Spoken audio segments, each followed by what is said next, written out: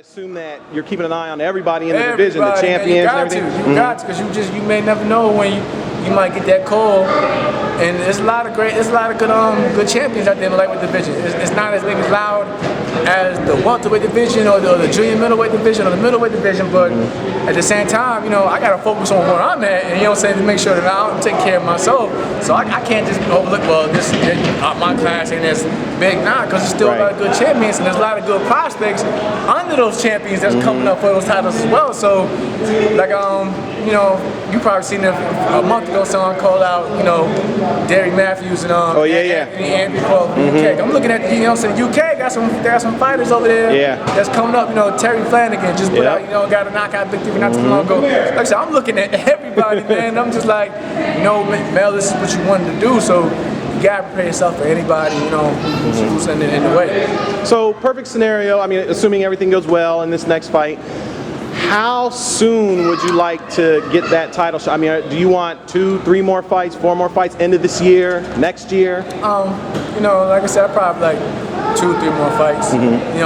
Basically going towards the end of the year at least.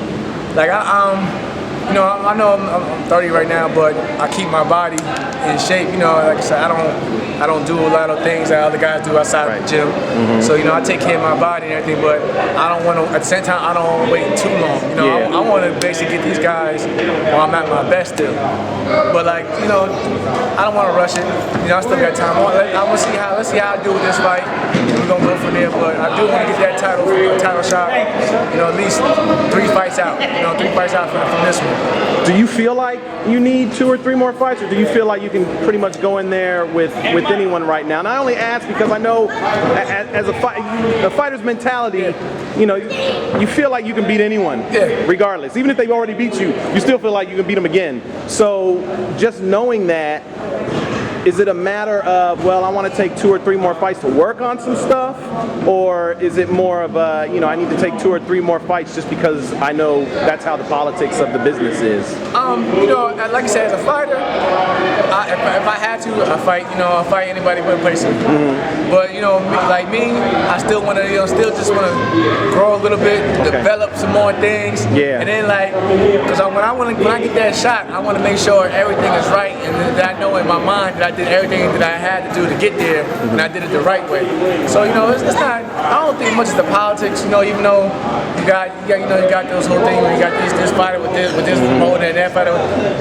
So I can't think about that because it's not my will. It's not my power to get those fights to happen. All I can do is basically just focus on what I'm doing and just take it one step at a time. So as I'm doing that, might as well just get those fights under your belt and get that experience and go from there. Because it's going to come. Eventually, it's going to have to come. Can you tell how much you've changed as a fighter from the Olympics until now, or do you feel like you're kind of the same? Oh no, I can tell. I can tell how far I changed.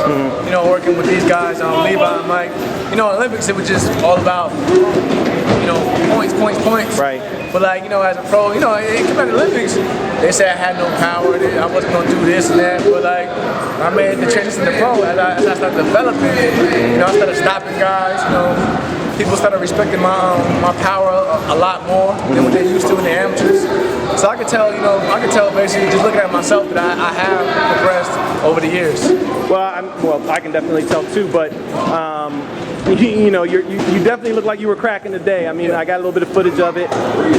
Having said that, is that something that you consciously think about when you're going into a fight? I know fans want to see knockouts, they want to see blood and guts, but is that something that you as a fighter think about, or do you just not worry about that, concentrate on doing you? That's what you want, but I'm like, I think like what Bernard Hopkins told me a while, way back when I first turned pro, sometimes you gotta basically take care of yourself first.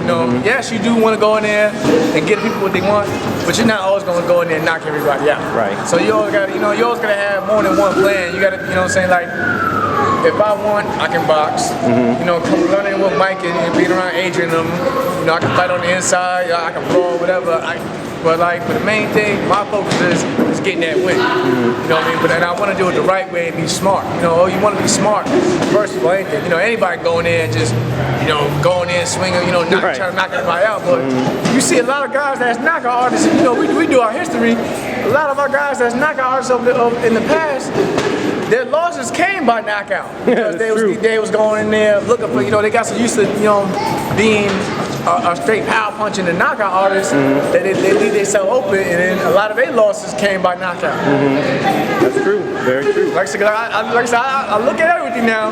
I do my, studying, like, I'm looking at these guys over the past, just looking at it, like I just have to look at, Tyson record, knocking at everybody. But then you look at his, his level, he got 6 losses out of the 5. Out of those 6 losses, 5 of them came by knockout, and then he's not the only one. A lot of guys known for knocking at everybody. Most of their defeats came by them getting knocked out. You live by the sword, you die by the sword. Exactly. Yeah. Well, let the fans know what they can expect when you step back in the ring. Obviously, you gunning for a knockout? No, I'm just messing. Like I said, like from him, with the trash talk, because I've been humble, I've been cool. I ain't been knocking nobody the past few weeks. Right. But my thing is, the main thing that sticks out that he said was, "It's gonna go in there and take my O." Okay, he's supposed to like that. Every fighter wants to carry, but the thing that's really stuck out was, I'm going in there, I'm going to knock him out. Now, as a smart fighter, I'm looking at it like this. He basically doesn't have the will or conditioning to go a full 10. So he's going to do everything in his power to get me up out of there as soon as possible. Because I did my study. I know how he works. He slows down. He dies out. But I also took it as time to respect, like, now you're going to just go in there straight, just embarrass me, this is knocking out. So in my head as a fighter, I do want to go in there and put him out first. Right. If I can't get him out, they can expect basically him to get dogged out and slowed up for a good 10 rounds. Because if you look at my resume, I don't lose rounds. I don't like, Cause I feel like every round counts. Everything, every round counts. You never know what the judges are looking at. So I try to go out there and win every round big as possible. But for this fight, I do want to put him out. That's it. That's what's up. February 9th? February 9th. Fox Sports? Fox Sports 1. That's what's up, man. We'll see you then.